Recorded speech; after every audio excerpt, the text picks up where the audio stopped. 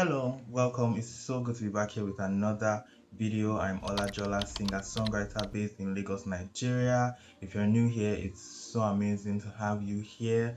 My last few videos have been a mix of pageant commentary, music industry commentary, and a book review somewhere in there. In this video, I will be talking about the Masters of Nigeria 2026 Camp Week and Finale, which were just recently had in Lagos, and I hope that will be a healthy combination for all my commentary on this particular pageant. I was speaking about the event, how it went down, and the winners, as well as my expectations for how their journeys will unfold. But before I go on, I must first thank you for clicking on this video and spending the next few minutes with me. I do not take it for granted. I'm thankful for your likes, your views, and your comments on my last few videos. I'm so thankful, particularly because your kindness makes YouTube know that something valuable is happening here. Also, thank you for subscribing. It ensures that you do not miss out on any of my future updates. Now, let's get right into it. So, of course, the contestants arrived in Lagos from all over Nigeria for the beginning of camping activities on the 17th of April. And as it was such a high point in the entire competition, every one of them knew to come out correct in eye-catching looks. The one included fittings, registrations, orientation, and a welcome event, among other things. The organization made sure to document everything that went down in camp in a reality TV-like show called MON Unfiltered. The episodes of this show were uploaded on the official YouTube channel. These episodes gave us a peek into what the candidates were up to in camp. It had Victor Ngoka, Mr. Global Nigeria 2025, and Augustine, Miss Charm Runner-Up 2025, Miss Charm Nigeria Runner-Up 2025 as the co-hosts. Fittings, rehearsals, close-up interviews with the contestants, visits to sponsors, clips from the preliminary show. We got a bit of everything, showing the organization's commitment to giving these contestants a wholesome experience. We also got a confessional in episode 1, and I remember it for a couple of reasons, particularly where the contestants were asked if there was anybody they felt didn't deserve to make it to camp. And while the bulk of delegates dodged the question, stating that everybody had worked so hard and were deserving of making it to camp, Zamfara went for the jugular and named Imo. And I mean, on the reality TV side of things, I was like, ooh, very exciting. He mentioned that he didn't feel like Imo was up to par mentally beyond physical beauty. And while I feel like that gave the episode a kind of drama boost, and I appreciate Zamfara for his honesty about what he thought, I feel like this is a good place to mention that I recommend a healthy level of self-censorship in such productions. Because things said in front of a camera and offered up freely for a production team to work on cannot be taken back. These people are not your bestie who you can be 100% honest with, so you can, crank up your emotional intelligence, back up as you face the real world. People worked a lot of years trying to scrub up the villain arc which served them while they were on a show, when they're trying to redefine and reposition their brands for opportunities post-show. Honestly, it's one of the easiest ways to get people talking about you quickly. However, the problem is they don't stop and they double down. So I just feel like we should be a lot more careful. Just saying. Sadly, a few days into camp, Zamfara was eliminated, voted out by the rest of the contestants. Even though this might look or feel like some kind of karma, it was still sad to see him go like this because he done so well in the mini challenges, and there's just such a sad and ominous aura around people having to leave after they made it to camp. Like, it's just weird. I think it happened last year as well, and there was so much drama about it. However, the organization reserves the right to define elimination pathways depending on how they feel they would get the best material out of the competition. Now, the finale was held at the Muson Center on the 23rd of April. I appreciate that there were a lot of pageants, present and past title holders in attendance. We also saw that at the Face of Hope competition. That's something I've always appreciated about the Filipino pageant industry. They have a lot of crossovers and title holders supporting one another and being present at events organized by other organizations other than theirs, which is so valuable because it allows everyone to give support towards stellar international representation, whether it be by giving tips or team member recommendations, or just plain old and simple I'm rooting for you. As a whole, I think it was such a beautiful show. They had the opening dance, then the opening runway show where the contestants showed off their high fashion looks, which they taking pictures in during camp, and the photos from that session were used for the fast track voting. I like that each of the contestants got the opportunity to walk in the resort wear and in their evening wear looks. Despite the fact that cuts had been announced, it was very similar to what you'd expect in standard competitions where there's an actual activity between each cuts and calculation of scores and announcements. There's been complaints about many local pageants, having everybody do everything and then cuts being announced without there being any major serious activity going on between them. I think it makes sense because for a lot of these shows, we hardly have up to 30 delegates or more at the finale show. So it makes sense that, we can see what everybody is working with. Plus, I think it makes sense that just as a reward, everybody gets to walk the finale stage. As Nigerians, we all know how hard things are. So I feel like just respecting people's labor and resources is one of the basic forms of kindness that we can actually show. And regardless of the outcomes, it's just nice to have everybody show all the looks that they put together.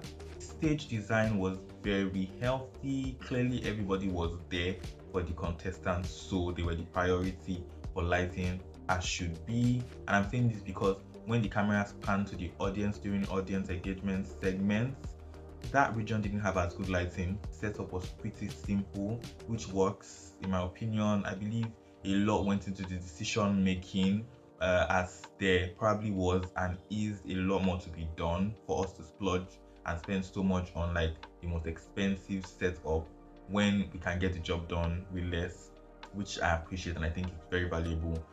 Besides, what was offered is pretty similar in quality and in standards to what we see in other countries. The hosts. Now, I feel like this is likely going to be one of my not so sure moments, because, and don't get me wrong, I see the vision.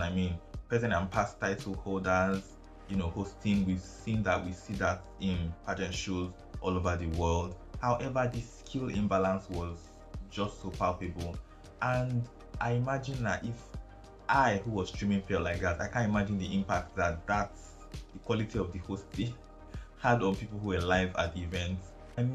Hosting as a whole, from the red carpet to the finale host and even to the camp hosts. The camp hosts were my favorites. Augustina, skill, palpable, excellent. She knew what she was doing. And I've always been vocal about how I appreciate Victor's commitment to his Nigerian accent. They were such an amazing pair. They worked really well together. The red carpet host was Aisha Abubakar, Miss Global Nigeria 2025. Very beautiful, well styled, well glammed up. She's preparing to compete later in the year, so it makes sense that such an appearance would benefit her in her preparation for interviews and communication while competing. We saw Paula Ezendu do some hosting and presenting last year before going for her competition. We also saw Antissa do something like that as well on the international scene, so it makes a lot of sense. However, the lack of preparation and skill was so obvious, and I don't think this was in her best interest at all. For she and the actual event hosts, I feel like even if memorizing is such a tedious task, a host can hold a pad or a notepad or a book to help them remember things they need to say. A host can actually rehearse and prepare and plan. I'm not even mad when somebody delivers like, oh, they rehearsed or they planned or they have a checklist, because I just feel like respect your employers, your interviewees, and your audience enough to actually put in the work and put something worthy of their time and like really high quality together. Speaking about the finale host, they shouldn't have done someone like that at all. From what we've seen, he's clearly a stronger keynote speaker than he is a host. And considering the fact that he didn't have as much experience, I feel like the preparation and structuring should have been more intense. They should also have been allowed to hold like a tab or a card to guide and like direct them on things they needed to say, because there was a way about their looking into the phones that didn't seem as tidy. Thankfully, he's an attractive man, was styled very well, so we had that to keep us engaged, I hope. Prince was clearly the better host of the two. I think he should have been paired with somebody who knows how to balance structure with healthy contestants and audience engagement, just to give a wholesome and more interesting night as a whole. I feel like better rehearsals and structuring could have masked and fixed the hosting issues. Regardless, we must acknowledge them for the efforts. They really tried their best, and it's not easy at all. So well done, guys. Now to the cuts. Top 10. This cut was made after the brief high fashion runway show. At least we'd gotten to see everybody dance, strut, and show off their high fashion looks. I can't say I was shocked to see anybody who advanced, because these people had been very consistent also the competition. They were contestants who had secured numerous wins, top placements, high placements, and safe placements as well. Also the competition, and I know we could only have so many people in the top 10, but there were certain contestants I would have loved to also see advance. Akwa Ibom, for example, he was very consistent also the competition. I'm glad he was awarded best catwalk. I feel like that was well deserved, and I hope he can return for another attempt at this, or maybe on another platform, and that the stars align when he does. Nasarawa, he was the tallest of the batch. He's been really consistent as well, also the competition. I really liked his finale, even wear look. I think it was such a standout piece.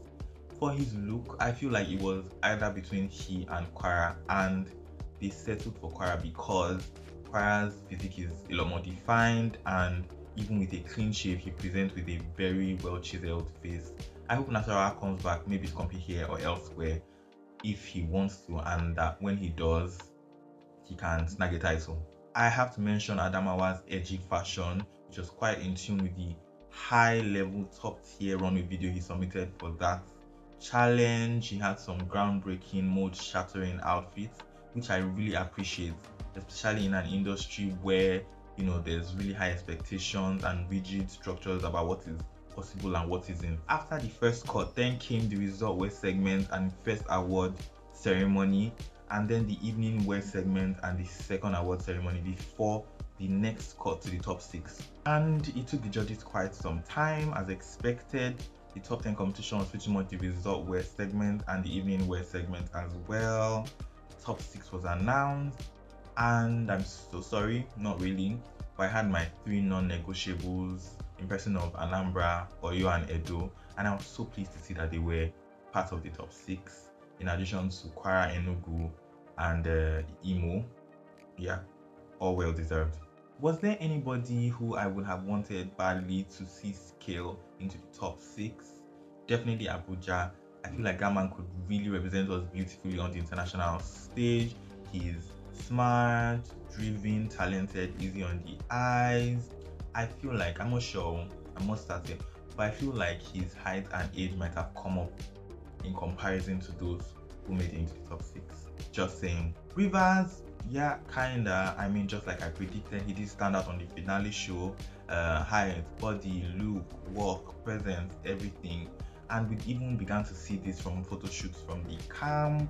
I think he got around to improving his energy and his walk as well.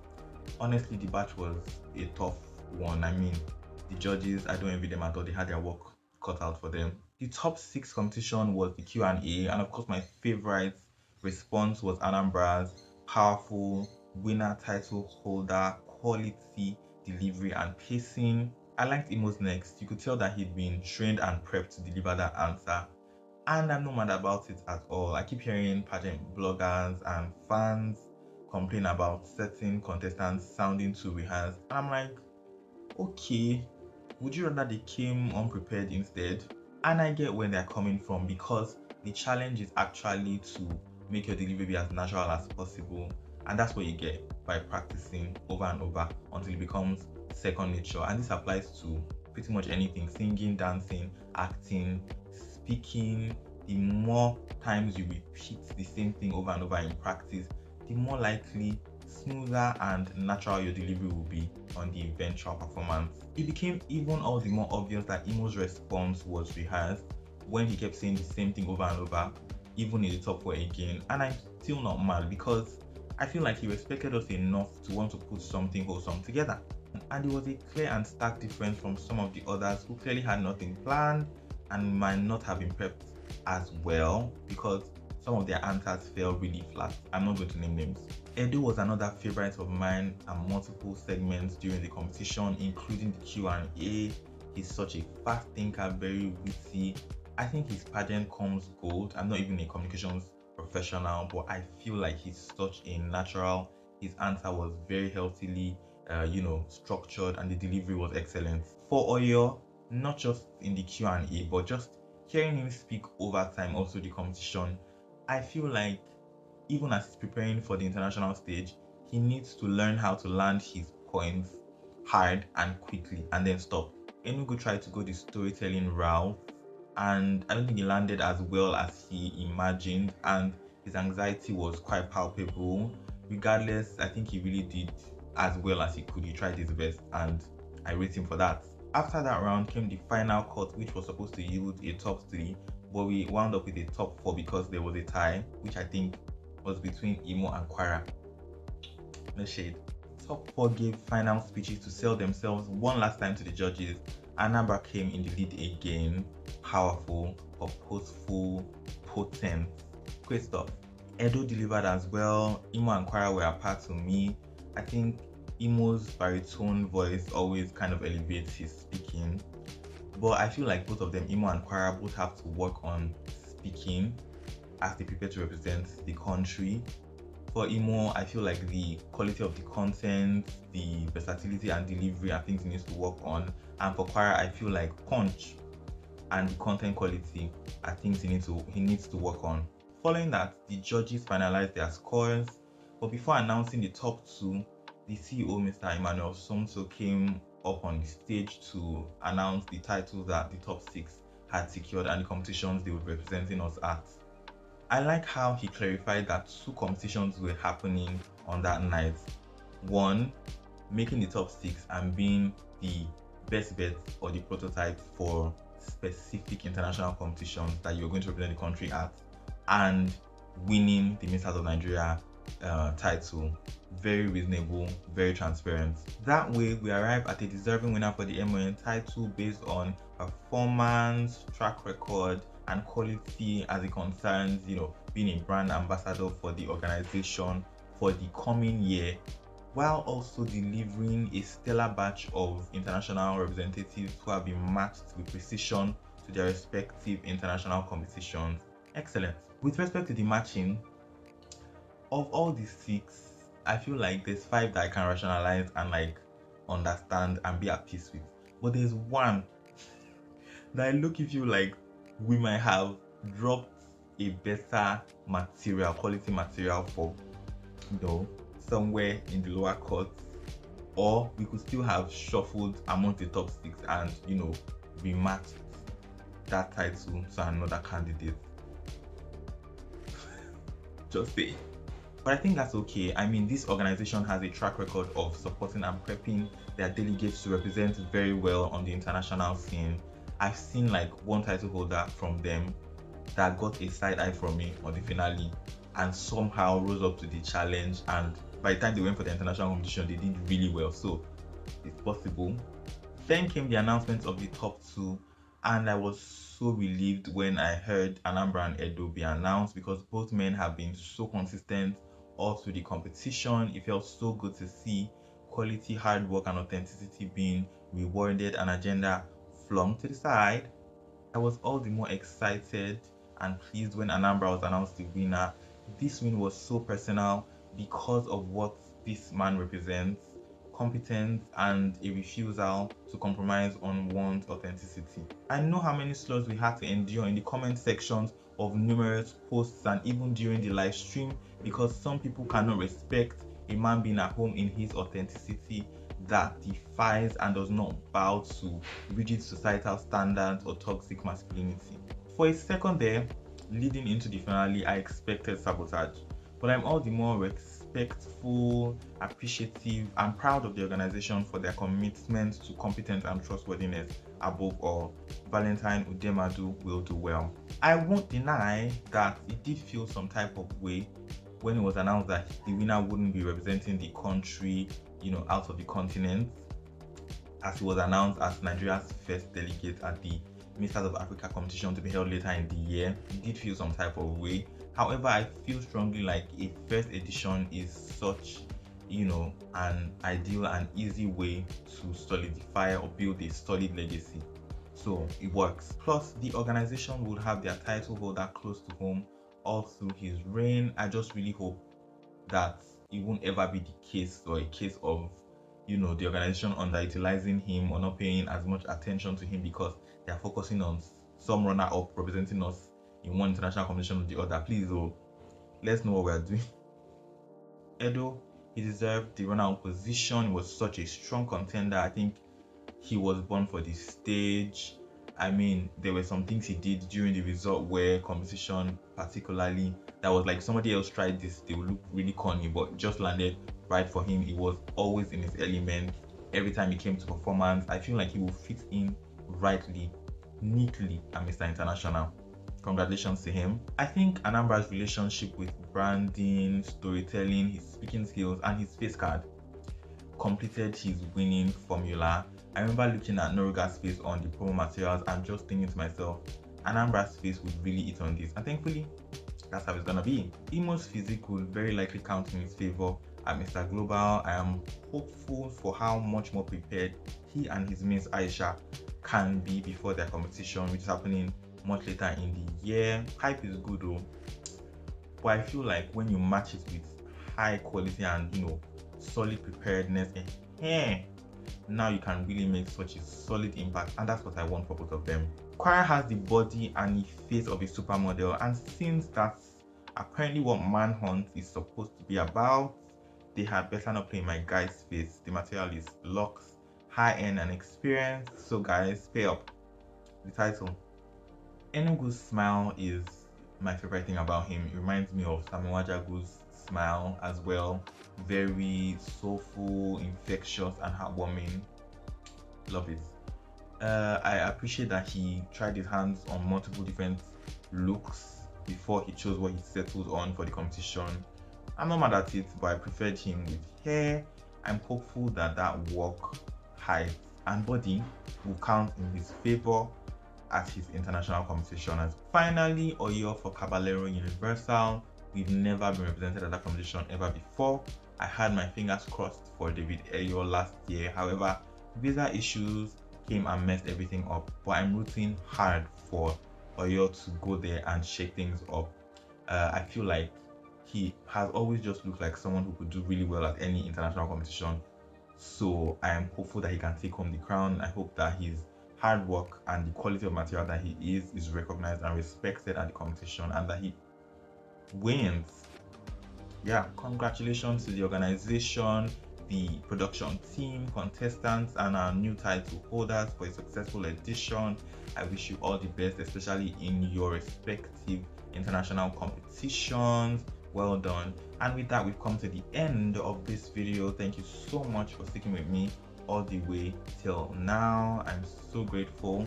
I look forward to hearing your thoughts and comments in the comment section down below. Please don't forget to leave them. Also, don't forget to leave a like and subscribe if you haven't already. It ensures that you do not miss out on any of my future updates. Thank you so much. See you soon. Be safe.